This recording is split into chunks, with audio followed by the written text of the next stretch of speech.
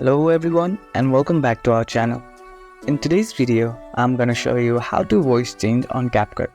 Without any further ado, let's get into it. At first, open the CapCut app and create a new project or your existing project. Now, here we'll have to change the voice. So to do that, first listen to the sound.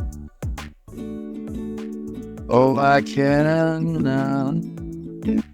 Initially, the music sounds like this. Now to change this, all you have to do is click on the sound. And now, when the sound is selected, you'll be able to see different kind of options at the menu. Simply click on audio effects. And now, choose the effect that you want to apply to the sound. For example, I'll click on this effect. Oh, I can now.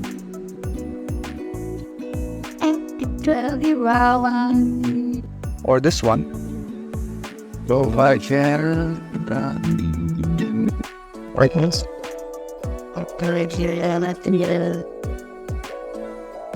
Final. Oh, I can. And once you're happy with the effect, click here to save changes. And just like that, we have changed the voice on CapCut. If you found this video helpful, don't forget to give this video a thumbs up and subscribe to our channel for more tutorials like this.